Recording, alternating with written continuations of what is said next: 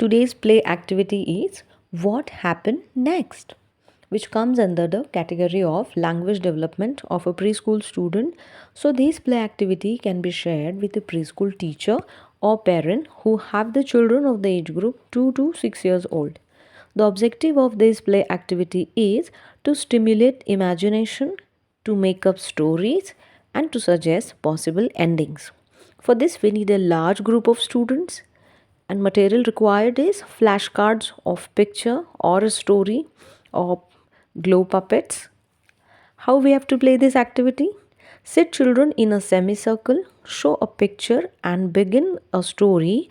For example, once upon a time there was a forest with many animals.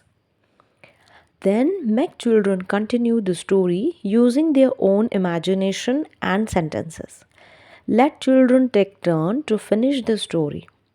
When one story finishes, you could start another story. Let all the children have a turn to express themselves. When variation is possible, in this activity you begin a story with a sentence which invites a continuation.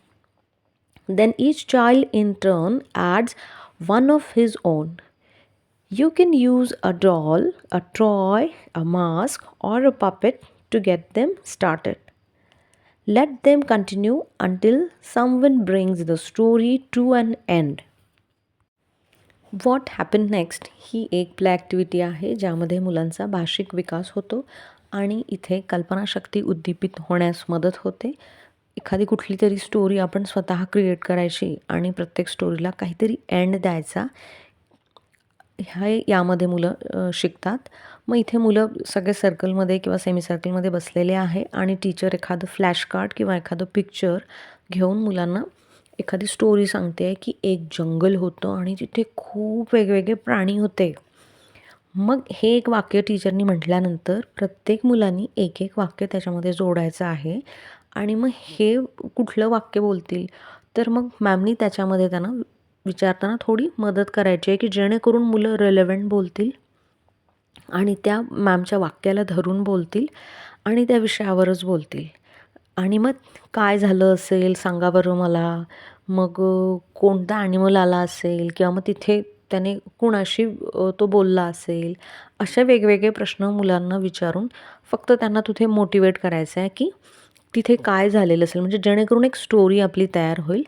आणि एक variation याच्यामध्ये असं आहे की तुम्ही हातामध्ये एखादी doll किंवा एखादं खेळणं किंवा चेहऱ्यावर एखादं मास्क लावून किंवा पपेट वगैरे हाती घेऊन एक असं वाक्य सुरू करायचं आहे की ज्याच्यात पुढे आणखीन वेगवेगळे वाक्य जोडता येतील.